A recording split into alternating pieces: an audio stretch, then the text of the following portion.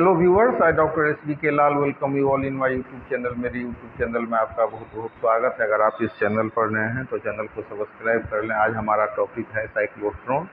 तो साइक्लोट्रॉन का यूज़ कहाँ होता है, क्या काम होता है साइक्लोट्रॉन का। तो साइक्लोट्रॉन का यूज़ होता है टू एक्सेलरेट चार्ज पार्टिकल। ये चार्ज पार्टिकल के स्पीड को बढ़ाता है और इसके लिए हम दो ठो डी लेते हैं। ये हॉलो कंटेनर डी होता है। एक डी क्या होता है, तो एक हॉलो कंटेनर होता है जिसका शेप डी से मिलता जुलता है, डी के शेप का होता है।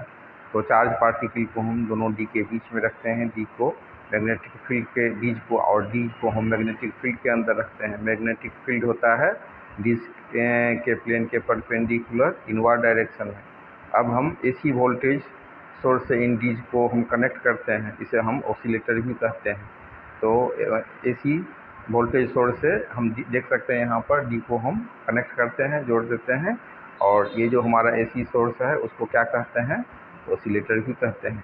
अब हम देख सकते हैं कि हम अल्टरनेटिव करंट यानी कि एसी का जब का ग्राफ प्लॉट करते हैं तो क्या लिखते हैं, दिखाते हैं 0 से +π/2, फिर 0 और फिर -π/2, मतलब 0 टू मैक्सिमम, फिर 0 और फिर -π/2 मतलब मिनिमा।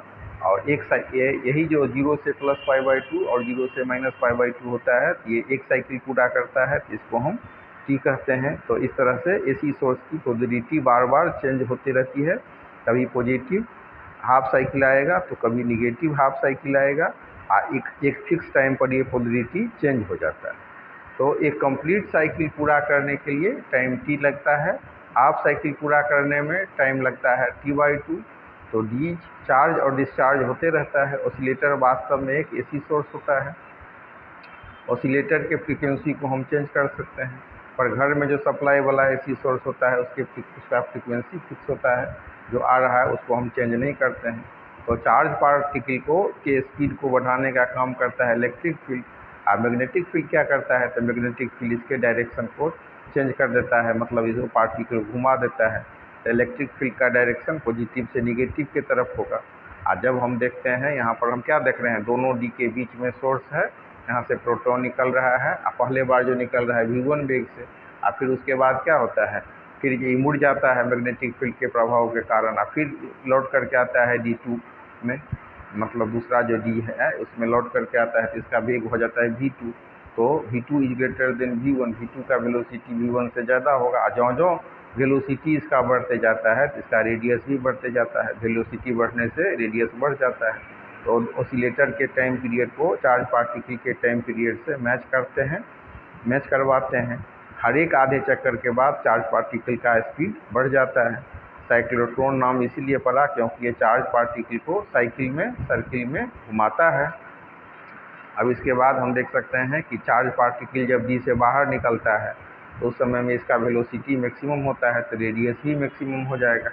तो इस तरह से जो ये रेडियस होता है इसको हम कैपिटल R से लिखते हैं, और R बराबर V मैक्सिमम अपॉन QV। अब इसके बाद V मैक्सिमम बराबर QB/R/M। तो काइनेटिक एनर्जी जो होगा इसका, सो काइनेटिक एनर्जी का फार्मूला ही होता है 1/2mv²। और जब V मैक्सिमम होगा तो 1/2mv मैक्सिमम स्क्वायर। तो साइक्लोट्रॉन छोटे चार्ज पार्टिकल को एक्सीलरेट करने के लिए यूज किया जाता है। यहाँ ग्रेविटेशनल फोर्स को हम नेग्लेक्ट करके चलते हैं। अब ये जो हमारा एक्सीलरेटर होता है वो भी दो तरह का होता है, एक होता है सर्कुलर, दूसरा होता है लीनियर। और हम लैब सब में देख सकते हैं कि ये जो साइक्लोट्रॉन जैसा ये विलक्षण मशीन जो चार्ज पार्टिकल को एक्सीलरेट करने के लिए यूज किया जाता है, इसका चरणबद्ध ढंग से विकास हुआ है। क्या चरण में क्या स्टेप में विकास हुआ है, और अलग अलग तरह के साइक्लोट्रॉन को हम देख सकते हैं, लैब में देख सकते हैं, और कैसे इसका खोज हुआ, फिर भारत में इसका कैसे मतलब पदार्पण हुआ। मेडिकल भी एक साइक्लोट्रॉन होता है जिससे रेडियोथेरेपी सब करने में मदद मिलती है। तो हाई फ्रीक्वेंसी इसका जो काम होता है साइक्लोट्रॉन का, बेसिकली हाई एनर्जी वाले प्रोटॉन उत्पन्न करने के लिए एक्सपेरिमेंट में इसका यूज करते हैं। किसी न्यूक्लियर को तोड़ने के लिए हाई एनर्जी वाले पार्टिकल की आवश्यकता होती है। यह इलेक्ट्रॉन को लेकिन अब हमने देखा कि ये जो हमारा साइक्लोट्रॉन है इसका काम होता है चार्ज पार्टिकल को एक्सीलरेट करना, और ये छोटे छोटे चार्ज पार्टिकल को एक्सीलरेट करता है।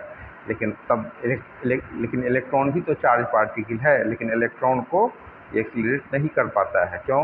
क्योंकि पाथ का रेडियस बहुत बढ़ जाएगा, तो इलेक्ट्रॉन का मास बहुत कम होता है, तो इसीलिए इसका जो वेलोसिटी बहुत बढ़ जाएगा और फिर पाथ का रेडियस भी बढ़ जाएगा। न्यूट्रॉन क्या है, न्यूट्रॉन अनचार्ज पार्टिकल है, तो उसको ये एक्सीलरेट नहीं कर पाएगा।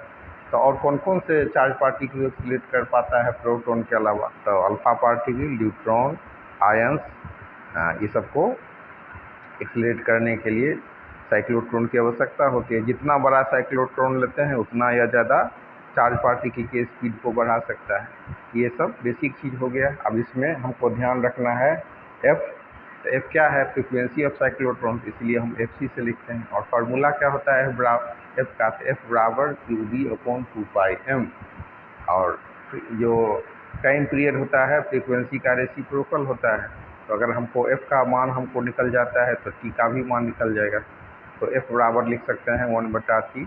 तो जब चार्ज पार्टिकल बाहर निकलता है तो उस समय में इसकी स्पीड मैक्सिमम होती है, जिसको हम v मैक्सिमम से लिखते हैं। और v मैक्सिमम बराबर होता है QBr/m।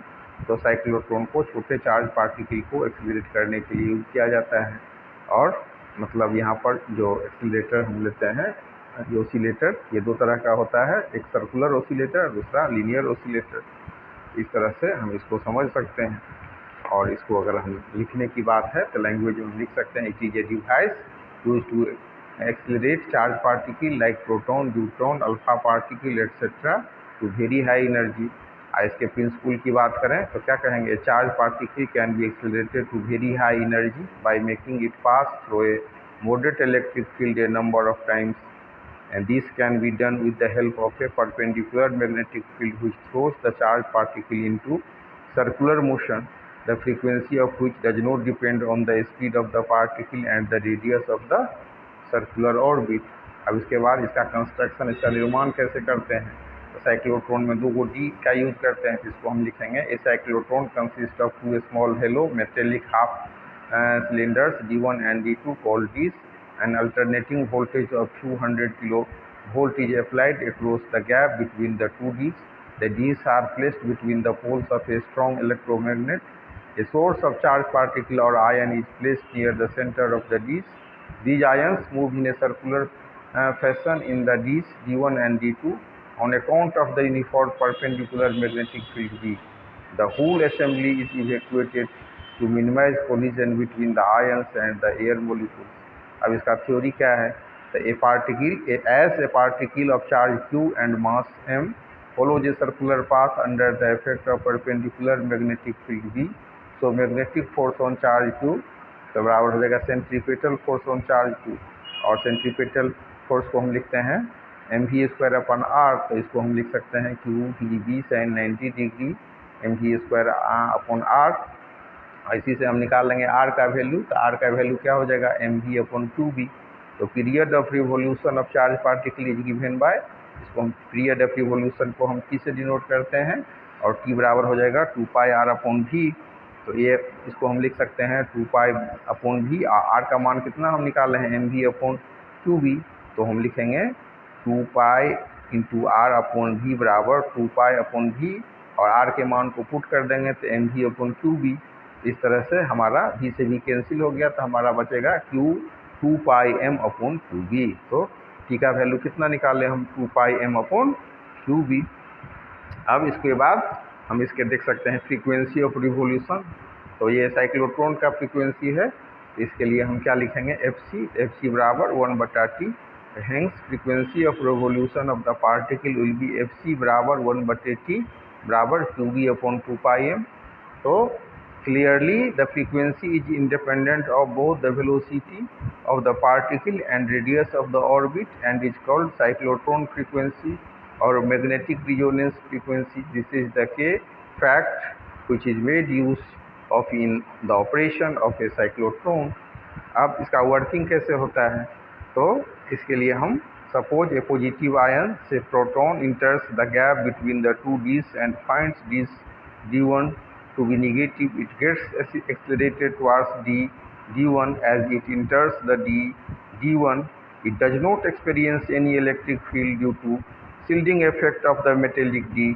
The perpendicular magnetic throws it into a circular path. At the instant of the proton comes out of D1, it finds D1 positive and D2 negative. It now gets accelerated towards D2. It moves faster through D2, describing a layered semicircle than before. Thus, if the frequency of the applied voltage is kept exactly the same as the frequency of revolution of the proton, then every time the proton reaches the gap between the two Ds, the electric field is reversed and proton receives a push, and finally it acquires very high energy. This is called the cyclotron's resonance condition. The proton follows a spiral path. The accelerated proton is ejected through a window by a deflecting voltage and hits the target. अब इसके बाद हम चर्चा करेंगे limitation का, क्या सब limitation है इसका। तो according to Einstein special theory of relativity, the mass of particle increases with the velocity. At high velocities, the cyclotron frequency will decrease due to increase in mass. This will throw the particle out of resonance with the oscillating field. अब इसके बाद neutron क्या है, तो अनचार्ज particle है, तो इसको ये एक्सीलरेट नहीं कर पाएगा। Neutrons being exactly neutral can not be accelerated in a cyclotron. A cyclotron can not be use to accelerate electron. Electron को एक्सीलरेट करने के लिए साइक्लोट्रॉन का व्यवहार नहीं करते हैं। ये हो गया लिमिटेशन। अब हम चर्चा करते हैं यूजेज का। The high energy particle produced in a cyclotron are use to bombard nuclei and study the resulting nuclear reaction, and hence investigating nuclear structure. The high energy particles are used to produce other high energy particles such as neutrons by collisions. These fast neutrons are used in atomic reactor. Atomic reactor में इसका use होता है fast neutron का। Fast neutron को कैसे use हम तैयार करते हैं, तो हाई एनर्जी पार्टिकल को यूज करके हम दूसरे हायर एनर्जी पार्टिकल को यूज करते हैं। प्रोटॉन को यूज करके हम मतलब न्यूट्रॉन को तो एक्सीलरेट करने के लिए इसका यूज नहीं होता है, लेकिन हम उसको इसके मदद से तो एक जो हाई एनर्जी पार्टिकल होता है उसका यूज करके हम दूसरे हाई एनर्जी पार्टिकल को प्रोड्यूस कर सकते हैं। The high energy particle are used to produce other high energy particle such as neutron. तो न्यूट्रॉन को एक्सीलरेट करने के लिए एक्चुअली में हम इसका यूज नहीं कर सकते हैं, लेकिन न्यूट्रॉन को हम एक्सीलरेट करने के लिए एक दूसरे चार्ज हाई एनर्जी पार्टिकल का यूज करते हैं। अब उसके बाद जो it is use to implant ions into solid पर आयन को इम्प्लांट करने के लिए इसका यूज करते हैं, एंड मॉडिफाई दियर प्रॉपर्टी, और इसके प्रॉपर्टी को भी मॉडिफाई करने के लिए, और even synthesise the new materials, और नए मटेरियल को सिंथेसाइज करने के लिए भी इसका यूज करते हैं। अब इसके बाद हम it is use to produce radioactive isotopes which are use in isotopes in hospitals for diagnosis and treatment. तो ट्रीटमेंट में भी इसका यूज होता है, और ये जो रेडियोएक्टिव आइसोटोप्स है उसको मतलब प्रोड्यूस करने में इसका यूज होता है। इस तरह से हमने जाना और सीखा साइक्लोट्रॉन के बारे में, और बहुत ही संक्षेप भाषा में इसको हम याद रख सकते हैं। तो साइक्लोट्रॉन क्या होता है, तो जो हमारा चार्ज पार्टिकल है उसको एक्सीलरेट करने के लिए यूज होता है। इसमें हम दो मेटल डी लेते हैं, चार्ज पार्टिकल को दोनों डी के बीच में रखते हैं, चार्ज पार्टिकल के सोर्स को, और डी को मैग्नेटिक फील्ड के अंदर रखते हैं, और फिर मैग्नेटिक फील्ड होता है डी प्लेन के परपेंडिकुलर इनवर्ड डायरेक्शन में, और यहाँ इलेक्ट्रिक फील्ड भी है और मैग्नेटिक फील्ड, दोनों फील्ड में हम रखते हैं चार्ज पार्टिकल को। इलेक्ट्रिक फील्ड क्या करता है, तो पार्टिकल के स्पीड को बढ़ाता है, और मैग्नेटिक फील्ड क्या करता है, चार्ज पार्टिकल को घुमाने का कार्य करता है। तो इलेक्ट्रिक फील्ड का डायरेक्शन पॉजिटिव से नेगेटिव होगा। वेलोसिटी बढ़ने से रेडियस बढ़ जाता है। ऑसिलेटर के टाइम पीरियड को चार्ज पार्टिकल के टाइम पीरियड से मैच कराते हैं, और इसमें हमको